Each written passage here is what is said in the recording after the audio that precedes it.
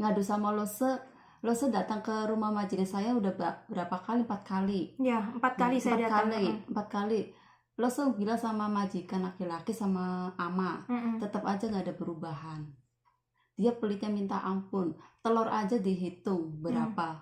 Tuh, jadi ini sebenarnya udah berusaha bertahan ya. Berusaha Kalau masalah pasien kamu oke sebenarnya Oke, ya. oke. Cuman masalah makan kamu karena majikan sama ama itu tidak memperdulikan kamu ya, tidak perhatian sama kamu. Jadi kamu udah merasa nggak kuat ya. Enggak.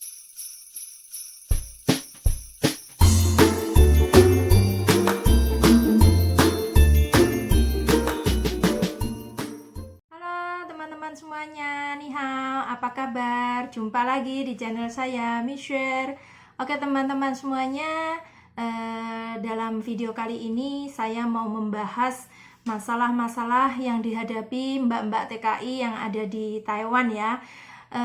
Mayoritas mereka yang masih baru-baru atau mungkin ya udah lama juga sama aja. Di sini kenapa sih mereka itu banyak sekali yang bilang minta pindah majikan, nggak kerasan dan lain sebagainya, itu banyak sekali ya kasusnya yang kita alami ya. Jadi masalahnya itu sebenarnya ada 2 faktor ya. Dari TKI sendiri juga ada, dari majikan sebenarnya juga ada. Jadi bukan kok masalahnya ini sumbernya dari majikan sendiri, itu bukan. Ada juga yang sumbernya dari Mbak TKI juga bukan. Jadi dua-duanya itu memang kadang-kadang bermasalah ya. Nah, ini contohnya kalau misalnya Mbak ini ada minta pindah majikan ya, itu pasti yang pertama mereka belum bisa adaptasi dengan pasien atau dengan majikan. Yang kedua itu masalah yang utama itu masalah bahasa ya, karena di Taiwan itu menggunakan bahasa Mandarin dan bahasa Hokkien. Yang paling banyak itu Mandarin dan Hokkien. Nah, kalau misalnya kita jujur aja ngomong Mandarin dulu ya, kita bahas bahasa Mandarin. Untuk bahasa Mandarin itu memang tergantung kitanya bagaimana kita belajarnya. Ada yang kadang-kadang udah belajar lama di PT atau mungkin nyampe sini masih belajar juga, kadang masih susah, itu juga ada. Ada juga yang mengerti apa maksud pasien dan majikan, tapi kita mau ngomongnya itu susah, mau jawab atau mungkin mau ngomong balik itu susah. Nah, ini yang faktor kedua, masalah bahasa tadi ya. Terus masalah lainnya itu apa ya, kadang-kadang bisa juga masalah nasibnya kita ya. Jadi saya mau bahas satu-satu ya. Kalau masalah adaptasi itu kita memang butuh waktu adaptasi itu nggak bisa secepatnya ya. Kita harus tahu karakter majikan itu seperti apa, karakter pasien seperti apa, kondisi di rumah majikan itu seperti apa, kita harus memahami dulu ya. Nanti lama-lama sambil beradaptasi, sambil kerja itu lama-lama pasti bisa ya. Yang penting kita ada niat kerja ya, kita menerima apa yang job yang kita terima, dan ketiganya kita itu ikhlas menjalani. Nah, itu pasti sudah apa ya, jaminan lah kita bisa kerja, bisa lancar kayak gitu ya. Terus masalah bahasa tadi, ya itu tadi kembali ke kemampuan kita masing-masing. Saya tahu sih kemampuan seseorang itu memang beda-beda. Ada yang cepet, ada yang lambat, ada yang sedang, ada yang pintar sekali. Jadi memang masalah kemampuan ini ya beda-beda ya, setiap orang tuh beda-beda. Jadi kalau masalah bahasa itu dimanapun sebenarnya itu paling penting ya, mau jaga pasien ataupun cuman jobnya bersih-bersih ataupun juga jaga anak, itu bahasa itu penting sekali karena itu alat untuk komunikasi dengan majikan ya. Nah, masalah bahasa ini tadi kita kalau misalnya dari PT mungkin kita belum bisa menguasai bahasa Mandarin atau bahasa Hokkien ya, bahasa Tai, itu sebenarnya nggak masalah ya. Nanti nyampe Taiwan sini sambil kerja itu sambil belajar. Jadi kita itu yang awalnya nggak ngerti apa-apa, nggak bisa apa-apa, tapi kalau udah nyampe Taiwan nyampe sini kerja itu pasti dari cara merawat orang tua, cara masak, cara kerja, berbahasa, itu nanti kita pelan-pelan akan mengerti seperti itu. Nah, jadi kalau misalnya kita ada kemauan mau belajar, itu pasti bisa ya. Seperti semuanya sih sama. Saya dulu juga nggak bisa bahasa, tapi setelah belajar, setelah telaten ya, kita harus telaten, punya kemauan, pasti kita bisa. Itu aja, kita harus pede ya. Nggak usah takut, nggak usah malu. Kalau nggak ngerti itu harus tanya, dan nggak ngerti itu juga harus belajar seperti itu. Jadi kalau masalah faktor yang kedua tadi, masalah bahasa, otomatis kalau mungkin nyampe Taiwan sini, nah ada komunikasi dengan majikan, mungkin nggak ngerti ya, ataupun mungkin ada kesalahan, atau mungkin pas disuruh apa, kemudian kita nggak bisa bahasa, kan pasti ada salah paham. Nah, kalau salah paham ini kalau kita bisa menyadari sih nggak masalah, tapi kadang-kadang kita itu udah salah, tapi kita kadang-kadang itu bawaannya ngeyel ya, ngeyel, tincoy, ya seperti itu nggak baik sebenarnya. Tapi gimana lagi, kadang memang ya itu kebiasaan kita itu kan masing-masing nggak sama ya. Jadi itu suatu faktor kenapa kadang-kadang sering sekali dialami sama mbak-mbak. Jadi kadang-kadang minta pindah majikan, yaitu faktornya seperti itu. Nah, kemudian ada lagi kalau masalah yang itu tadi, masalah untuk Mbak TKI ya. Jadi masalahnya adaptasi sama bahasa. Terus kalau masalah untuk majikan, biasa majikan memang sifat karakternya, orangnya itu apa ya, suaranya keras, nadanya tinggi. Kalau bicara kadang-kadang ngobrol atau bercanda itu aja pakai nada tinggi ya. Nah, tapi kita kalau udah lama beradaptasi itu pasti bisa mengerti. Oh, ini ternyata majikan tuh memang sifatnya seperti itu, kayak gitu. Nah, tapi kita kembali lagi ke kita ya. Kita harus bisa memaklumi kondisi majikan atau kondisi pasien, seperti itu. Nah, kemudian kalau dari majikan itu kenapa kok sering sekali majikan tuh dibilang nggak baik. Nah, itu contohnya majikan yang cerewet ya. Saya juga nggak ngerti kenapa banyak sekali mbak-mbak itu bilang majikan itu cerewet, majikan itu bawel. Ya mungkin karena kita juga udah beda negara, beda orang, beda karakter. Jadi ya mayoritas orang Taiwan itu mau muda, mau tua itu bawelnya setengah mati, cerewetnya setengah mati. Ya, jadi kadang-kadang saya juga menyadari, saya sendiri juga kadang bawel, saya juga cerewet ya. Ke anak-anak itu juga sama sebenarnya. Tergantung juga sih orang itu memperlakukan kita gimana, seperti itu. Nah, itu ada lagi faktor yang masalah itu ya, masalah majikan yang katanya pelit.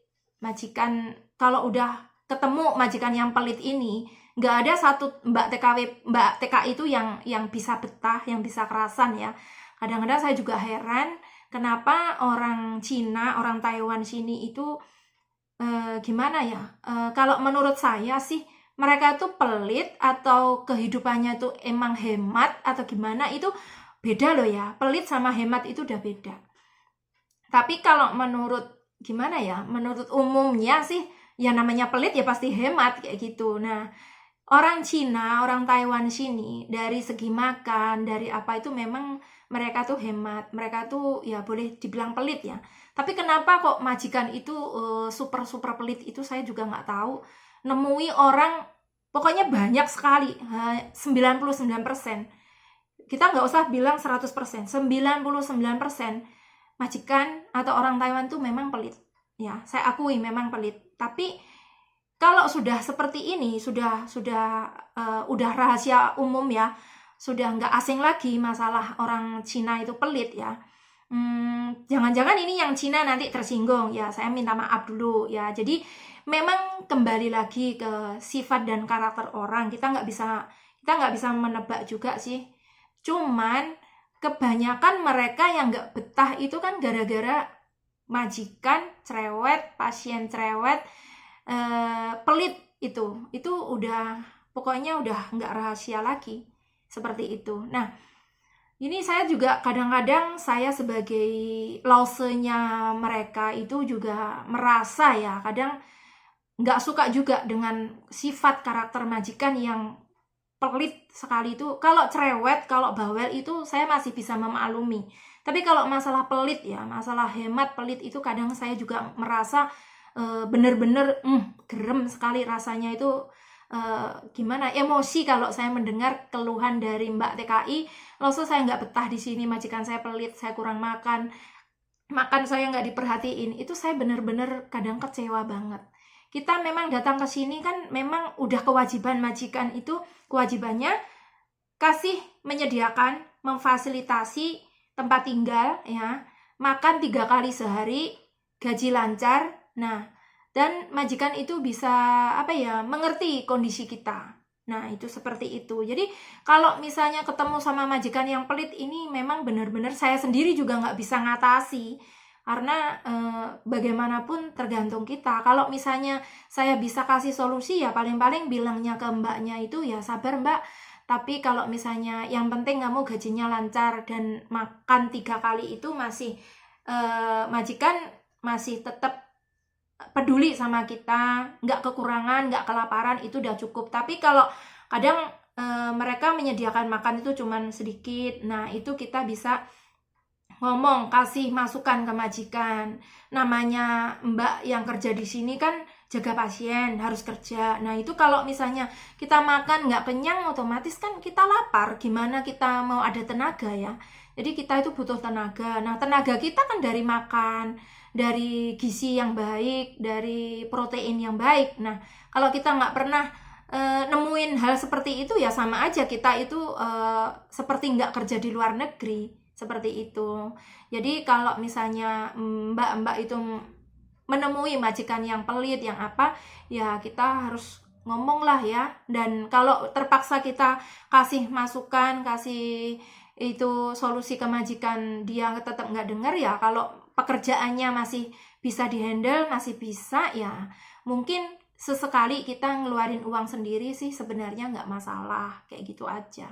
Ya, jadi nggak usah dipermasalahkan. Kalau menurut saya kayak gitu. Tapi kalau udah keterlaluan ya kita harus urus dong. Nggak mungkin sampai kalian kelaparan kayak gitu, nggak mungkin. Itu pasti kita akan bantu ngurus. Nah, seperti contohnya ini di samping saya ada Mbak TKI juga ya. Ini kebetulan dia baru 1 tahun itu pindah majikan. Nah, ini pindahnya itu banyak juga faktor masalah ya, dari si amannya ini bawel, si majikannya itu kadang nggak sama dengan omongan si amannya, jadi beda itu loh ya, beda pendapat. Nah sebenarnya kalau masalah mengurus pasien sih dia nggak masalah, tapi kalau ada kadang beda pendapat dan ini katanya majikannya pelit sekali ya, isi amannya tuh pelit, dia ada jaga akong. Nah kita coba tanya-tanya menurut mbaknya ini apa sih masalahnya, boleh kita tanyakan ya. Oke.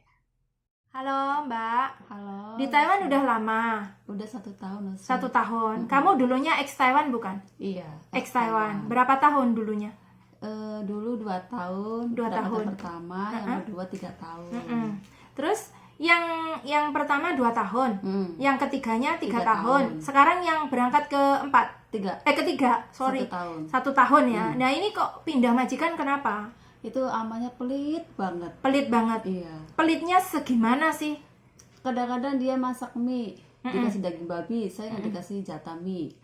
Nah kalau dia pengerti sama pembantu, kasihlah mie atau 1 bungkus, nih buat kamu makan.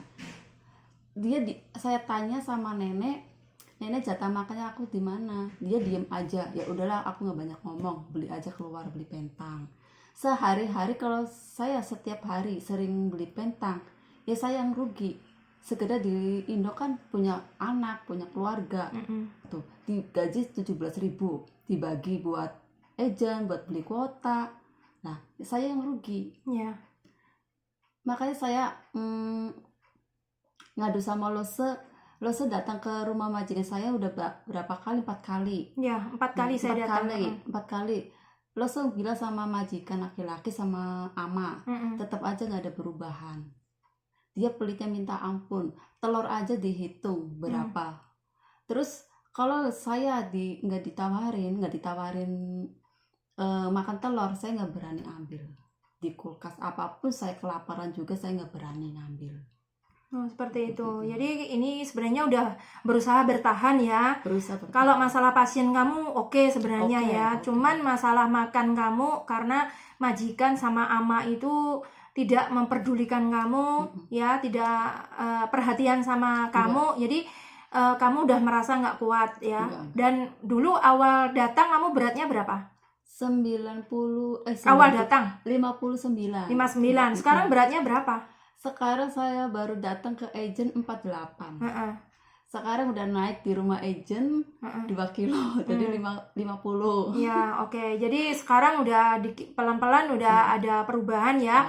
Nggak waktu di sana kamu kurus sekali, merasa tertekan kayak gitu. Sebenarnya saya sih juga nggak terlalu memaksa kamu harus kerja, harus itu, nggak memaksa. Cuman keinginan kamu seperti itu ya apa boleh buat, karena kamu udah nggak mampu lagi ya. Jadi masalah seperti ini ya kita harus selesaiin ya. Sebenarnya tergantung juga, semua tergantung orangnya loh ya. Kalaupun kamu sekarang nggak mampu, bilang kamu juga udah ngomong, udah waktunya misalnya si nenek makan mie ya siangnya, nah itu kok dikasih babi, padahal harusnya kan dipisah ya. Kamu mungkin dikasih bahannya juga, terus kamu mungkin pakai telur atau apa kayak gitu ya. Jadi masalah ini saya juga nggak tahu kenapa ama kok seperti itu memperlakukan kamu. Nah, oke, tapi kan sekarang kamu udah dijemput sama agent kamu ya. Sekarang udah dipindah majikan, tapi saya tetap berpesan sama kamu, di mana-mana majikan nanti akan sama ya. Mungkin kamu menghindar di majikan ini, tapi siapa juga nggak tahu majikan berikutnya itu gimana memperlakukan kamu, saya juga nggak tahu.